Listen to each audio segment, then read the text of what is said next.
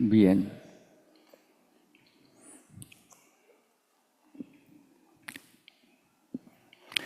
Bueno, tengo entendido que han venido estudiando acerca de la doctrina de Dios, teología. Y realmente una de las cosas que más debe apasionarnos es la teología, porque la teología nos enseña cómo es Dios, cómo es Dios, cómo es su amor.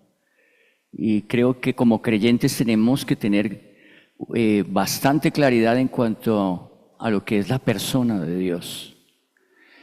Bueno, y tengo unas notas aquí, no las hice a mano, las coloqué aquí en el computador. Pero hoy vamos a mirar uno de los atributos de Dios, y es su justicia. Dios es justo. Y la palabra justicia, ¿cómo podríamos definir la palabra justicia? ¿Qué es la justicia? Es lo correcto, ¿cierto?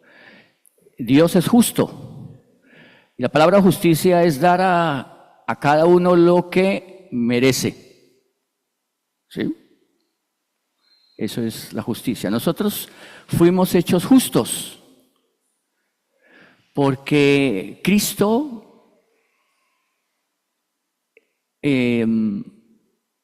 nos hizo justos, el justo por los injustos para llevarnos a Dios. Eso dice la palabra del Señor. Bien, y cuando se habla del justo, pues indudablemente pensamos en el único que nunca pecó, que estuvo dispuesto y que cumplió completamente la ley. Qué mejor ejemplo, ¿no? La justicia de Cristo se nos fue imputada, es decir, nos fue colocada en el momento en que un día reconocimos nuestro pecado y entendimos que merecíamos el castigo de Dios, pero ese castigo lo llevó nuestro amado Salvador Jesús. Él nos hizo justos. Y la palabra de Dios habla de hombres que fueron justos. Por ejemplo, habla de Lot, ¿no? De justo, y otros. Y cuando hablamos del justo es aquel que le ha creído a Dios, que ha depositado toda su confianza en el Señor. Habla del justo, el que le ha creído a Dios. Amén. Bien. Y dentro de la justicia de Dios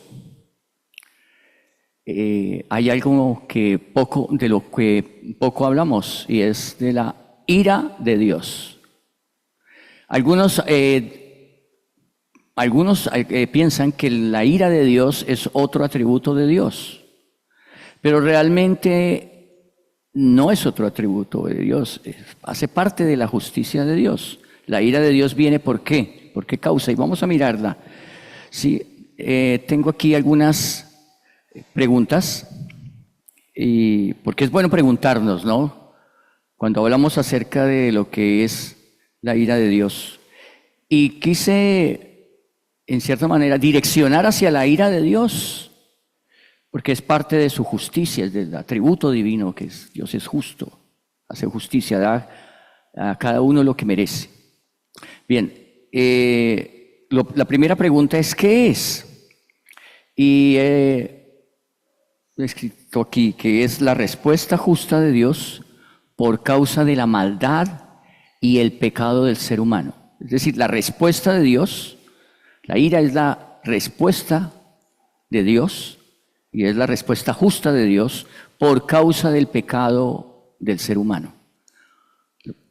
Podríamos entonces entender que la ira viene por causa de que es necesario que el pecado sea juzgado. Alguien que quebranta la ley, comete un delito y es llevado ante el juez. ¿Qué hace el juez? Pues indudablemente escucha la acusación que tiene aquella persona y le pregunta: ¿usted se declara culpable o inocente? Y la persona dice: me declaro inocente. Entonces, indudablemente el juez comienza a mirar qué pruebas hay contra él. Y cuando las pruebas son contundentes, él declara que es culpable. ¿Y qué hace el juez entonces? Emite una pena.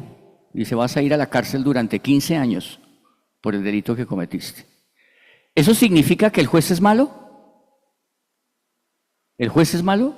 No, está cumpliendo con lo que le ha sido investido, que es aplicar justicia. Aplicar la justicia es necesario. Y vamos a mirar algunas cosas, ¿no? La ira de Dios no es una emoción humana. No es una emoción humana. Sabemos, Dios no es humano. Dios es espíritu. Dios es el creador de todas las cosas. Es el diseñador de todo el universo. El sustentador de todo. Es eterno. Bueno, de todos los atributos que tiene Dios. Es perfecto. Jamás Dios se equivoca. Nunca ha habido una equivocación de parte de Dios. Bien, la ira de Dios no es una emoción humana, sino una expresión de su santidad. Es una expresión de su santidad. Y justicia, dos cosas, ¿no? La ira de Dios entonces es una expresión de su santidad y de su justicia. Dios es justo. Bien, ok. Y ya que el pecado pues merece el castigo. Génesis 6, vamos a ir a Génesis 6. Recordemos que en ese capítulo Dios ejecuta un juicio sobre la humanidad. Nos habla acerca de la maldad de los hombres y que Dios decide destruir aquellas personas. Nos habla del diluvio. Estamos ahí en Génesis 6, versículo 5 dice, y vio Jehová que la maldad de los hombres era mucha en la tierra. ¿Qué fue lo que Dios vio? La maldad del hombre. ¿Cómo era la maldad? ¿Qué cantidad? Mucha, mucha. Eso significa que la raza humana estaba totalmente corrompida.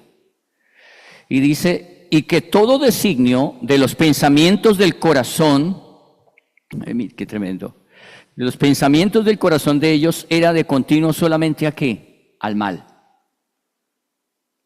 Eso fue lo que Dios vio. ¿Dios conoce el corazón de cada ser humano? Claro, eso hace parte de un atributo de Dios, es exclusivo de Dios, que es la omnisciencia. Dios lo conoce todo, conoce nuestros pensamientos, conoce nuestro corazón, conoce las intenciones de nuestro corazón. ¿Sí?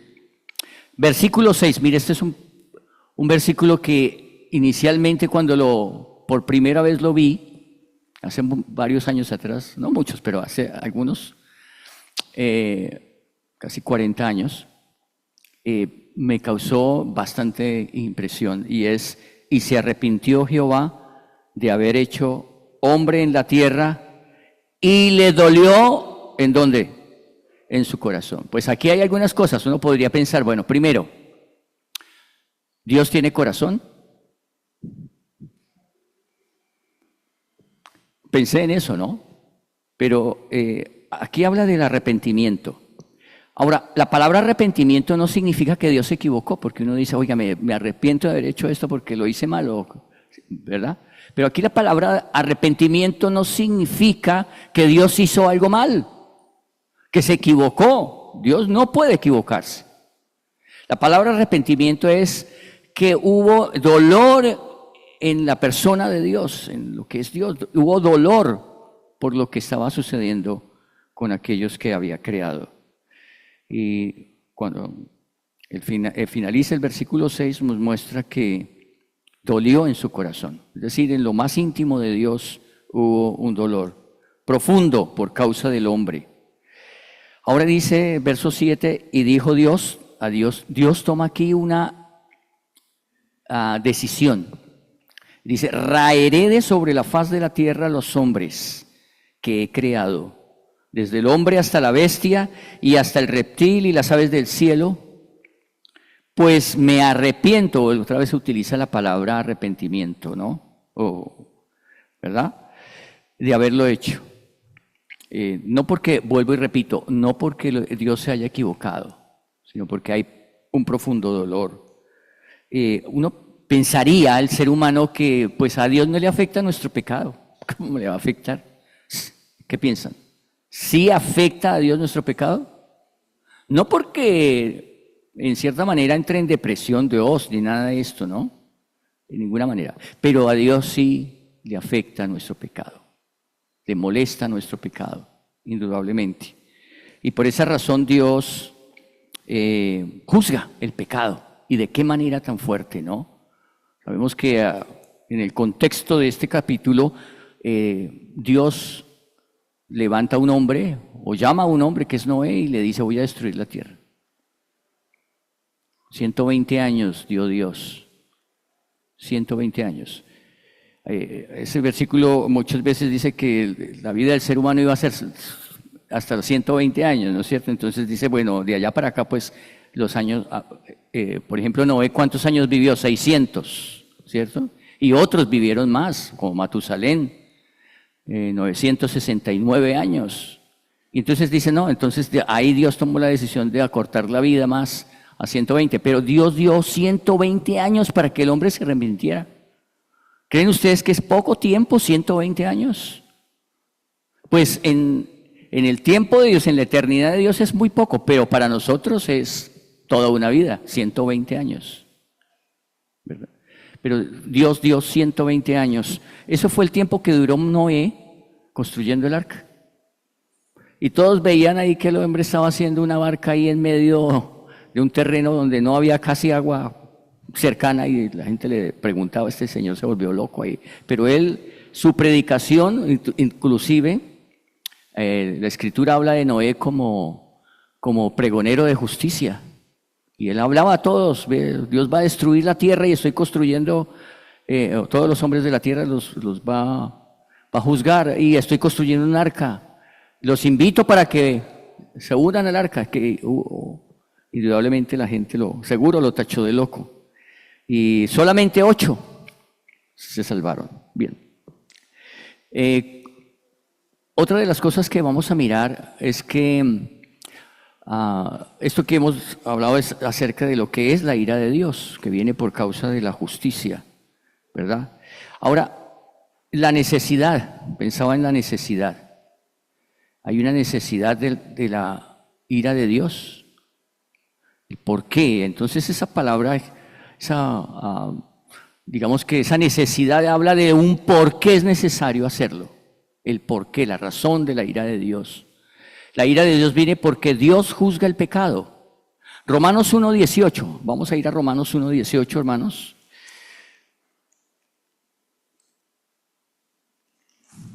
Romanos 1:18 habla acerca de esto, precisamente de la culpabilidad del hombre, la culpabilidad del ser humano. Verso 18 dice: porque la ira de Dios se revela, se manifiesta desde el cielo contra toda impiedad e injusticia de los hombres que detienen con injusticia la verdad.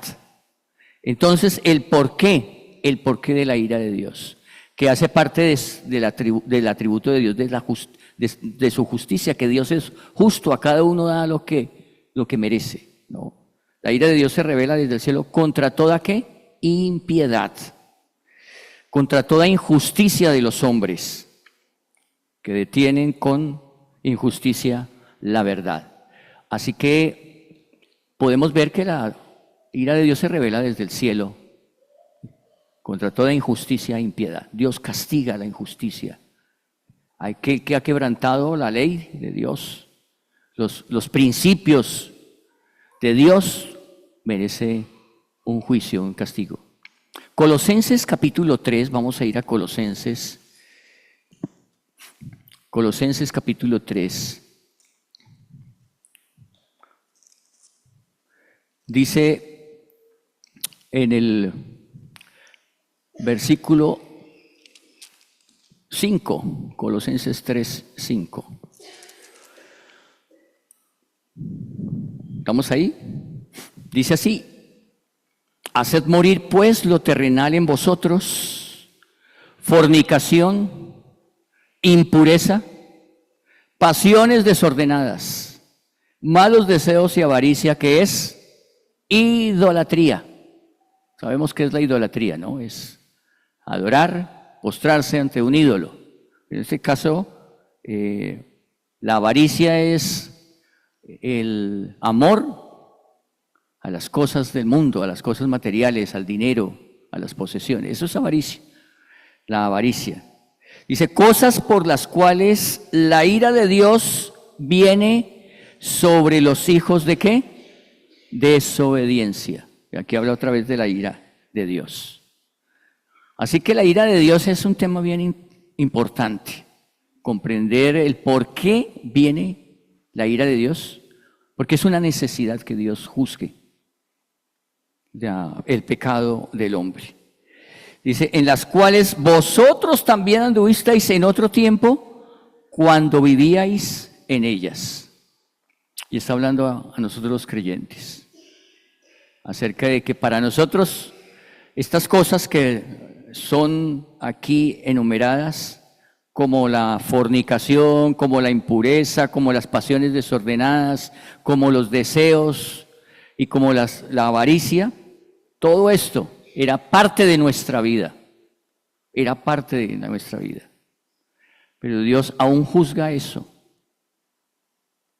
juzga estas cosas. Y por esa razón, verso 8 dice, pero ahora dejad también vosotros todas estas cosas, y ha hablado de otras, aparte de las que hemos visto, y es la ira, el enojo, la malicia, la blasfemia, las palabras deshonestas de nuestra boca. Y versículo 9 habla acerca de la mentira. Dice, no mintáis los unos a los otros, habiéndoos despojado del viejo hombre con sus hechos. Bien, entonces, lo que Dios manda, aquí en Colosenses, haced morir, pues, aquellas cosas terrenales que traen el juicio de Dios. Dice finalmente, Dios es santo, nada pecaminoso puede estar en su presencia. Dios es santo. No es que a veces se piensa que es que Dios huye del pecado, no, en ninguna manera. Es el pecado el que no puede estar en la presencia de Dios. A veces las personas piensan que Dios, que donde hay pecado Dios no está ahí. Alguien me preguntó alguna vez, una pregunta, Dios es, hablando de su omnipresencia, ¿Dios está en todo lugar? Sí, claro, lo dejo en todo lugar. Y preguntó, ¿Dios está en el infierno? Wow, nunca me habían preguntado algo como eso. Fue una interesante pregunta. ¿Qué piensan ustedes, que Dios está en el infierno? Y luego me pregunto, ¿y Dios puede estar, por ejemplo, en un lugar de un prostíbulo? ¿Puede estar Dios ahí? Generalmente la respuesta es no, pero Dios es omnipresente y si no puede estar en un lugar, entonces dejaría de ser omnipresente. Pero ¿cuál es la respuesta allí? Es que la presencia de Dios se revela de forma diferente, porque en el infierno la presencia de Dios se revela a través del juicio. El juicio se revela allí. Y aún en un prostíbulo, ¿de qué manera se revela la presencia de Dios? No, juzgando aquello, sabiendo que es malo. Ahí está la presencia de Dios. ¿Ah? Bien. Bueno, pero no me quiero apartar. La naturaleza de la ira de Dios. ¿Cómo? ¿Cómo se hace manifiesta? Tenemos de pronto ejemplos en la Escritura, ¿cierto? Por ejemplo, esa naturaleza del juicio de Dios, ¿cómo se revela? Por ejemplo, con fuego y azufre. ¿En qué lugar? Fuego y azufre. ¿En dónde? en el infierno. Pero también hay otro lugar, Sodoma y Gomorra. ¿Qué fue lo que cayó sobre aquellas ciudades? Fuego y azufre. Interesante. Así se revela el juicio de Dios, a través del fuego. Porque el fuego es algo consumidor, ¿no? Algo que quema, que purifica. Purifica. Bien. ¿Nos acordamos de las plagas de Egipto? Allí en ese momento cuando Dios libera a su pueblo. ¿Allí qué hubo? 10 plagas, ¿no? Y esas 10 plagas, ¿qué representaban? La ira de Dios sobre aquella nación de Egipto. Y recordamos que hubo varias plagas, ¿no? Por ejemplo, la de las moscas, langostas, bueno, hubo... Finalmente, ¿cuál fue la última de las plagas? La muerte de los primogénitos. Allí se manifestó la ira de Dios sobre aquella nación, sobre Egipto. Pero no solamente en Egipto, también durante la salida del pueblo de Israel de Egipto y de su paso por el desierto. ¿Ustedes se acuerdan algo que sucedió allí? Cuando salieron, cuando el pueblo comenzó a hablar en contra de Moisés y en contra de Dios y se rebelaron, ¿qué pasó allí? ¿Hubo un juicio? Sí, Dios estableció que todos aquellos que eran mayores de edad, mayores de 20 años tal vez hacia arriba, ninguno de ellos entraría a la tierra prometida. Y todos aquellos que eran mayores ya murieron. Ni siquiera Moisés pudo entrar a la tierra prometida. La vio desde lejos, ¿no? Pero no pudo entrar. Y también hubo, cuando el pueblo también murmuró como lo hacía continuamente, ¿no? Se cansaron del maná, ya estamos aburridos, nos tiene hasta aquí el maná, ¿no? Aunque Dios lo sustentó durante, ¿cuántos años? 40 años. 40 años en el desierto. Lo sustentó. Dios levantó unas serpientes bastante peligrosas y mordían al pueblo. ¿Y qué pasó? Vino la muerte. Y pues lógicamente el pueblo, nos está pasando algo y acuden a Moisés. Moisés clama al Señor y le dice, hazte una serpiente de bronce. Y todo aquel que miraba a la serpiente de bronce, una vez que era mordido, pues era sanado. ¿Ve? Pero fueron juicios de Dios. Los 70 años que estuvieron ellos cautivos en Babilonia, fueron llevados. ¿Y por qué vino aquello? ¿Dios se descuidó? No, fue un juicio de Dios. Recordamos por qué vinieron los 70 años, esos 70 años, por qué Dios los mandaron al exilio, los llevaron exiliados, los babilonios los llevaron, porque ellos habían olvidado algo importante y era que cada 7 años la tierra debía descansar y ellos pasaron por alto aquello. Entre ellos el rey David. Increíble, ¿no? Pasaron por alto, se les olvidó eso y no dejaron descansar la tierra y Dios les cobró esos 490 años que ellos no dejaron descansar la tierra el 7º año y tuvieron que estar allí 70 años, pero regresaron. Pero también fue un juicio de Dios. Bueno, y una de las imágenes que vemos en el Nuevo Testamento es acerca del rico en el Hades y Lázaro, ¿no? Y él está allí en el lugar del Hades, que es el lugar de la sala de espera antes de ir al juicio del gran trono blanco. Y aquellos que van al juicio del gran trono blanco, ¿cuál es su destino? El infierno. El infierno. Bien, entonces, esta es otra de las respuestas de el cómo viene el juicio de Dios. Ahora, ¿quién ejecuta ese juicio? ¿Quién es el que lo ejecuta? Tiene toda la facultad para ejecutar ese juicio o la ira o exponer la ira. Dios, únicamente Dios. Entonces miramos que es Dios. Romanos 12:19, a ver, un varón que me ayude a leer. Romanos 12:19, pero bien fuerte, como con voz de mando y como trompeta de Dios, así como en la voz de nuestro hermano Javier, que es así.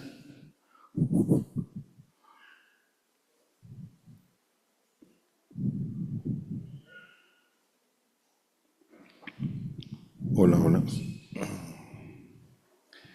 No os venguéis vosotros mismos, amados míos, sino dejad lugar a la ira de Dios, porque escrito está, mía es la venganza, yo pagaré, dice el Señor. Amén. Gracias, hermano. Qué tremenda palabra, ¿no es cierto? Cuando dice, no os venguéis vosotros mismos. A veces el ser humano está convencido de que él puede ejecutar la venganza. ¿Y es lo que dice la Escritura? No, ni siquiera nosotros, en ninguna manera. Sí, las personas pueden ser, tal vez, causarnos daño. Por esa razón estaríamos nosotros facultados para ejercer la venganza o ejecutar ira sobre esa persona, en ninguna manera. ¿Qué es lo que el creyente debe hacer? Orar al Señor y dejar eso en las manos de Dios. Dios es justo. De alguna manera obrará en la vida de esa persona. Quisiéramos que esa persona que nos hizo daño un día conociera la gracia de Dios y se arrepintiera. Sería como lo mejor que pudiera pasar, ¿cierto? A veces pensamos en el mal del otro y no debemos pensar en el mal del otro. Al contrario, oremos por esas personas que de alguna manera nos han hecho daño. Y oremos por ellas para que un día se arrepientan y conozcan a Cristo. Seguramente antes de conocer a Cristo nosotros actuábamos tan mal, hicimos daño también, ¿verdad? Y la gracia de Dios fue maravillosa, que aún en Cristo fue cargado aquello malo que hicimos. Bien, así que hablamos acerca de cómo se ejecuta ese juego. Primero la persona de quién lo puede hacer, que es Dios, y ahora cómo. Entonces hablamos a través de juicios. Hay un juicio final que es el destino final para aquellos que han rechazado la gracia de Dios. Y bueno, es algo tremendo, porque es una eternidad en la más terrible oscuridad. Bien, ahora la pregunta es, ¿sobre quiénes? ¿Sobre quiénes recae ese juicio? Y otro hermano que me ayude con Juan 3:36. Juan 3:36. Y esta porción de la Escritura nos habla sobre quiénes va a venir el juicio de Dios, quiénes tendrán que pasar por el juicio de Dios.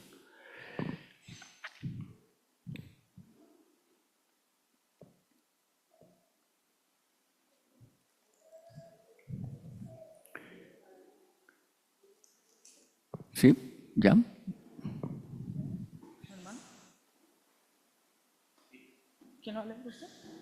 Juan 3:36. Dice la palabra de Dios, el que cree en el Hijo tiene vida eterna, pero el que rehúsa creer en el Hijo no verá la vida, sino que la ira de Dios está sobre él. Muy bien. El que rehúsa creer en el Hijo, ¿no qué? No verá la vida eterna, sino que la ira de Dios está sobre él. Tremendo, tremendo. A veces sabemos de personas que están perdidas, han rechazado a Cristo. Y puede que hayan personas cercanas a nosotros y no son creyentes, y sobre ellos está la ira de Dios. Si llegan a morir sin Cristo, ¿cuál será su destino eterno? Y creo que eso es algo que nos debe tocar el corazón, el considerar el destino de aquellas personas. Claro, estamos convencidos de que la ira de Dios no vendrá sobre aquellos que hemos creído en el Señor. Y por eso pues estamos relajados. Pero creo que algo que tenemos que tener sensibilidad es a la condición de aquellos que no han creído. Y no debemos escatimar esfuerzos para aquellos que están perdidos y que su destino final, si llegan a morir, es el lugar donde Dios va a ejecutar su juicio. Bien, cuando hablamos acerca de dónde será ese juicio, o dónde se manifestará esa ira de Dios, cuando hablamos de ese lugar, indudablemente siempre nuestra mente nos lleva al infierno, ¿cierto? Pero hay un lugar donde fue ejecutada la ira de Dios. ¿Saben dónde fue? En el Calvario, en la cruz, allí en ese lugar del monte de la calavera. Dice, para los que han creído en Jesús, o han creído que Jesús murió por sus pecados y han nacido de nuevo, sus pecados fueron juzgados allí en la persona del Señor Jesucristo, en aquel lugar. Recordamos lo que dice Isaías 53, versículo 5, mas él herido fue por nuestras rebeliones, molido por nuestros pecados, el castigo de nuestra paz fue sobre él, y esta hermosa frase, ¿no? Y por su llaga, su herida, fuimos nosotros, ¿qué? Curados. Allí Dios ejecutó su juicio sobre su propio Hijo, el que nos correspondía a nosotros. Eso es algo glorioso, definitivamente. Ahí es cuando comprendemos realmente que si no fuera por la gracia y la justicia de Dios, estaríamos totalmente acabados. Pero hay otro lugar del cual habla la Escritura, y es el juicio del gran trono blanco. Sabemos quiénes son los que irán al juicio del gran trono blanco. Se conoce como el juicio final. Allí irán todos aquellos que rechazaron a Cristo. Ahora, ¿los creyentes iremos a algún juicio?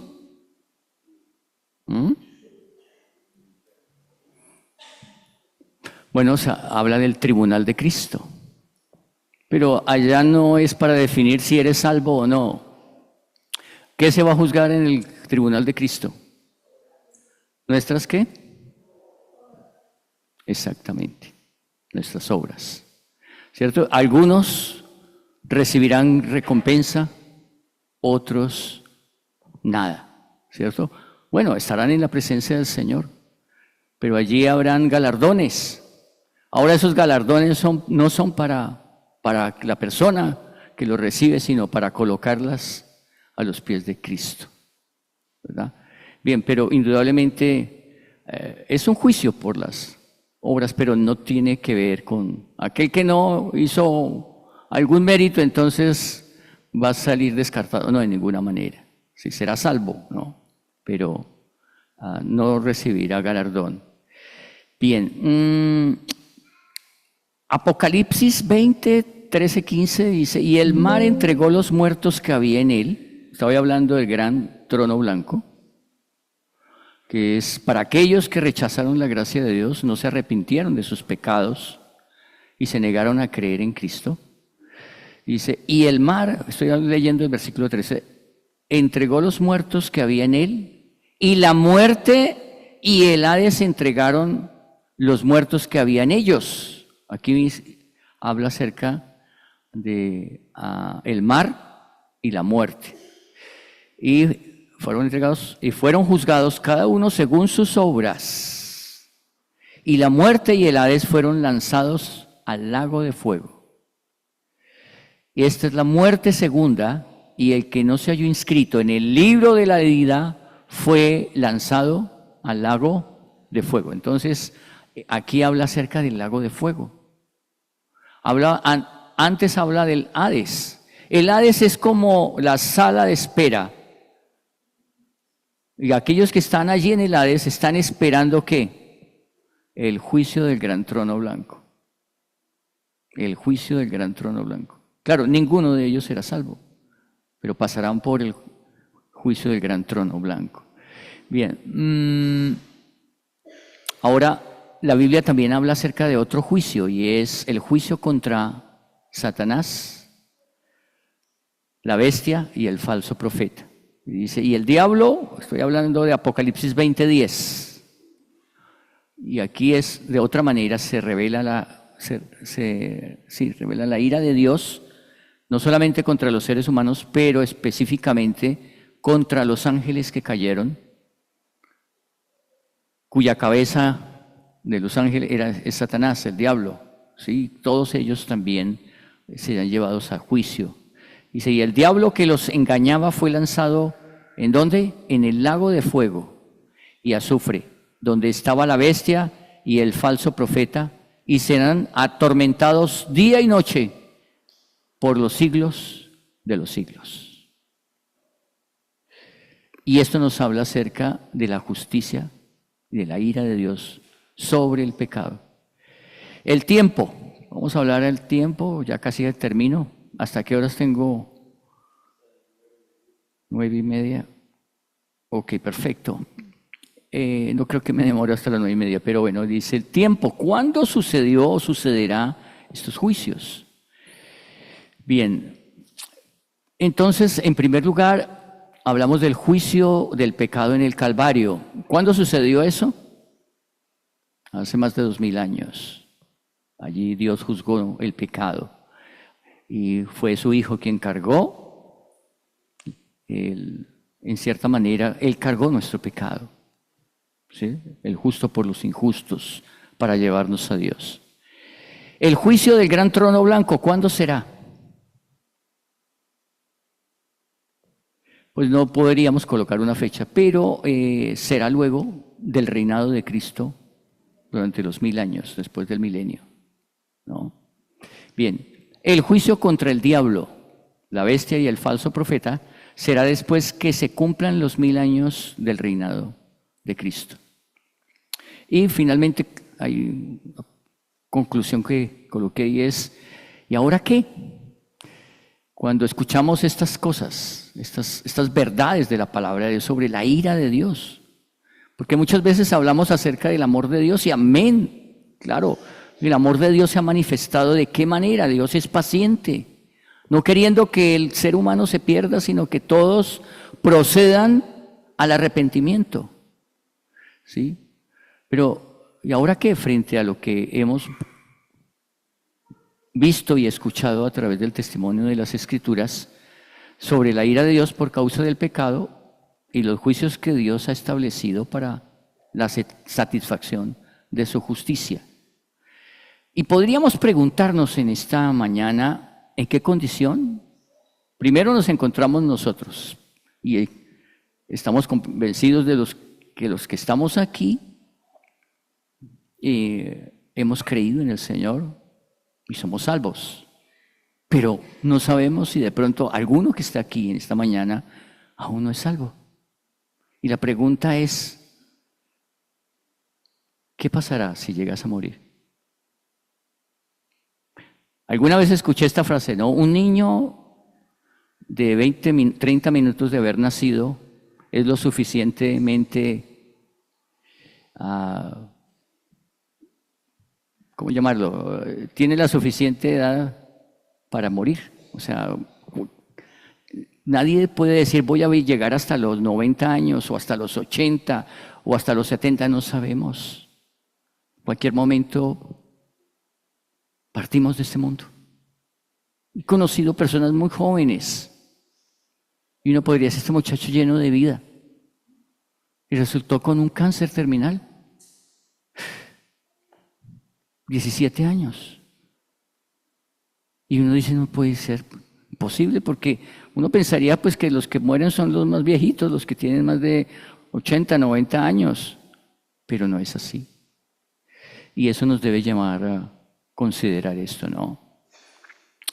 Y bueno, puede que seamos nosotros, estemos convencidos y amén que somos salvos, pero y los que están a nuestro lado, amigos, familiares, seguramente si yo les preguntara, hermanos, ¿cuántos de ustedes tienen familiares que no son creyentes? Seguramente más del 80% de los que estamos aquí dirán, yo tengo primos, tengo unos hermanos, tengo unos tíos que no a pesar de que han escuchado el Evangelio, no han creído.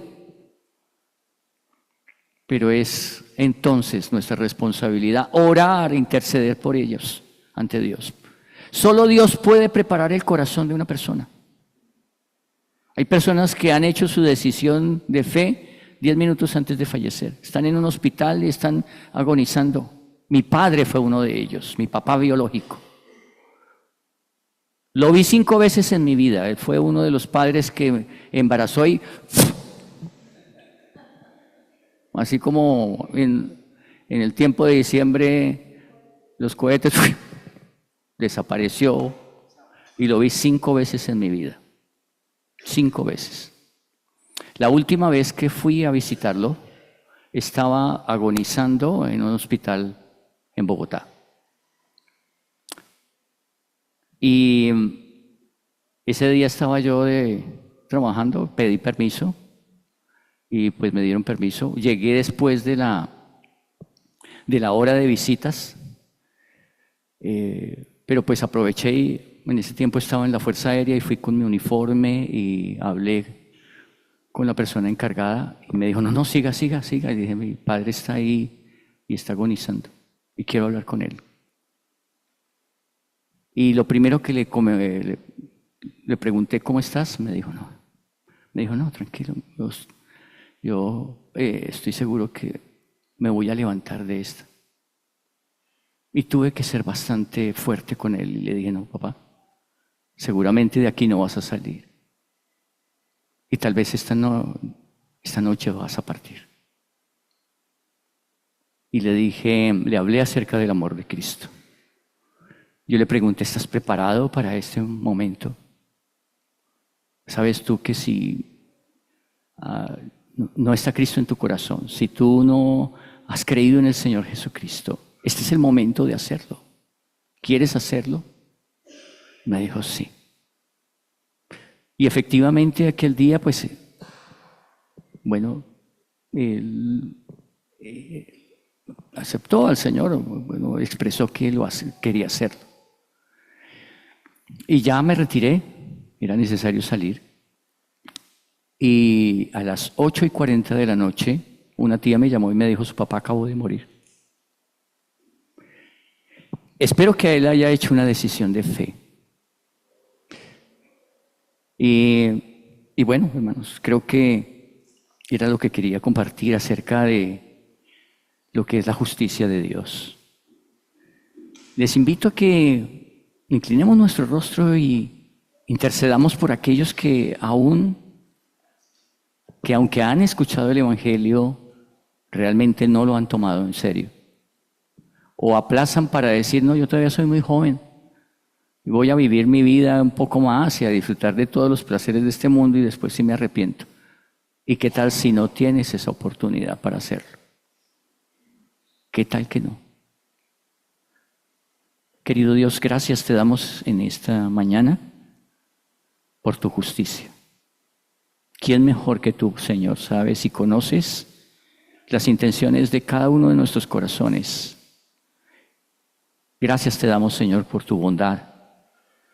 Gracias, Señor, porque hoy reconocemos que toda nuestra maldad un día fue llevada allí a la cruz del Calvario y fue cargada sobre aquel que nunca pecó, el Cordero de Dios que quita el pecado del mundo, nuestro amado Salvador.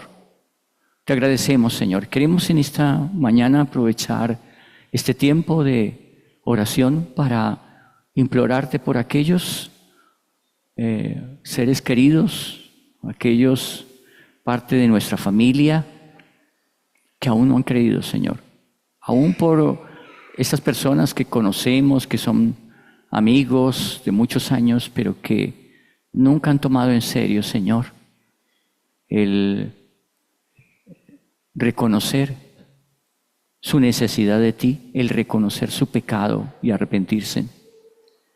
Oramos por ellos, Padre. Sabemos que solamente tú puedes obrar en el corazón de aquellos que han endurecido su conciencia y que están totalmente perdidos en su pecado. pero sabemos que solo tú puedes obrar en ellos, Padre. Muchas gracias por este tiempo, Padre Santo, por tu palabra que es viva y eficaz. Te glorificamos en el nombre de tu Hijo Jesús. Amén.